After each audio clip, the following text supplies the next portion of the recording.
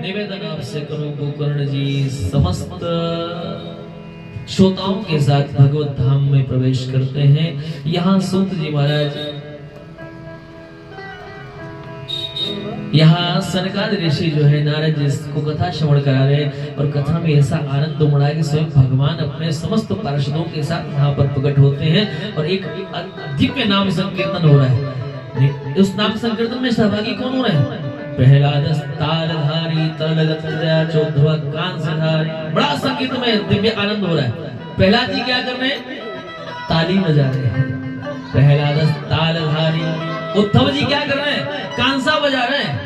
प्रहलाद तालधारी तलगतया चौधवा कांसधारी। गा कौन रहा है? राग करता अर्जुनो भूत। महाराज अर्जुन, धनंजय अर्जुन बड़े ही अच्छे राग रागिनियों में गायन कर रहे हैं।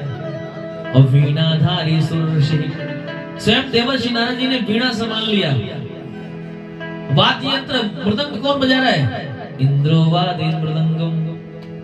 स्वयं देवराज इंद्र ने अपना मृदंग संभाल लिया और ऐसा थाप दे करके दिव्य नाम संकीर्तन हो रहा है। उस नाम संकीर्तन में सभी लोग आनंदित हो रहे हैं।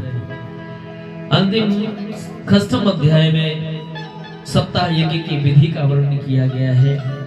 कहा क्या गया है कि सबसे पहले अच्छे तिथि का चयन होना चाहिए, वक्ता का चयन होना चाहिए। वक्ता कैसा होना चाहिए? विरक्तो वैष्णवो विप्रो वेद शास्त्र विशुद्ध दृष्टांत कुशलो धीरो वक्ता कार्योति निष्पृह। वक्ता कौन होना चाहिए? भागवत कथा सबसे नहीं सुननी चाहिए। ऐसा नहीं जो भी मन के सोई से भागवत कथा सुन लो। भागवत कथा का वक्ता होना चाहिए, उसका चयन करना चाहिए। कौन होना चाहिए? विरक्तो वैष्णवो विप्रो, विरक्त होना चाहिए। अच्छा, विरक्त का मतलब क्या है? शादी विवाह न करे सो विरक्त। बहुत छोटी परिभाषा हो गई। आवश्यक नहीं कि शादी विवाह न हुआ हो विरक्त हो। कई विरक्तों को हमने देखा है, गजब गजब विरक्त घूम रहे हैं। मुझे लगता है विरक्त का मतलब ये है जिसकी धमनियों में विशिष्ट रक्त का प्रवाह होता है। विशिष्ट रक्त क्या है? विशेष प्रकार का रक्त, वो रक्त जिस रक्त में भगवान से मिलने की भूख, जिस रक्त में भगवान से मिलने की उत्कंठा हो, जिस रक्त में भगवान की याद बसती हो, ऐसे रक्त जिसकी धमनियों में बहार करते हैं उसका नाम है विरक्त। तो वक्ता कैसा होना चाहिए? विरक्तो वैष्णवो विप्रो, वैष्णव होना चाहिए। वैष्णव कौन? ये कंठ तुलसी लग्न लाक्षमाला, ये बाहुमूले पर चिन्हित शंख चक्राः, जो ऊर्ध्वपुंड से जिसका मस्तक सुसज्जित होता हो, जिसके गले में तुलसी की माला हो, वो वैष्णव है। जिसके भुजाओं में शंख और चक्र का निशान हो। निवेदन करूं ये सद्भाग्य दास को प्राप्त हुआ है। सुग्रीव किलाधीश जी भगवान के शरणागत बिंदु में जब शरण ग्रहण की गई थी तो ठाकुर जी ने सारे सद्भाग्य दिए थे। दिव्य शंख चक्र का आनंद महीना भर तक महाराज ऐसा बिल्कुल दिखाई पड़ता था। तो वैष्णव कौन? कथावाचक कौन होना चाहिए?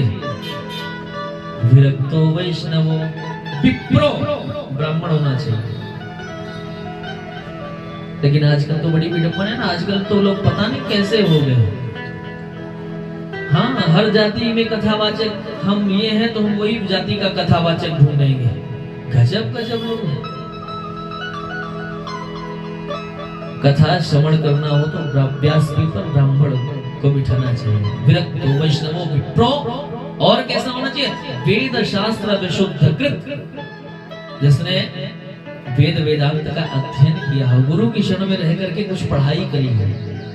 और कैसा होना चाहिए? दृष्टांत कुशलो धीरो, जो अपनी बात को दृष्टांतों के माध्यम से समझाने में कुशल हो, प्रवीण हो। ऐसा नहीं कोई भी कथा करना शुरू कर दे, आप श्रोता बंधना चयन करना चाहिए, है ना?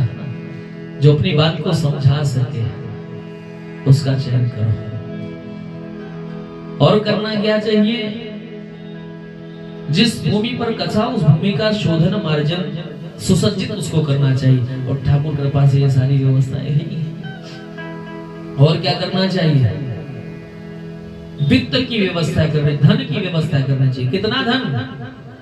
विवाहे यादृशम वित्तम तादृशम परिकल्पे। एक कन्या के विवाह में जितना धन खर्च होता है, ईमानदारी से मत, श्रीमद् भागवत में जो लिखा है वो बात मैं आपके समक्ष कर रहा हूँ। चूंकि श्रीमद् भागवत धन साध्य है जी, खर्च होते हैं। ये सारी व्यवस्थाएं होती है जो बिना धन के थोड़ी होती है।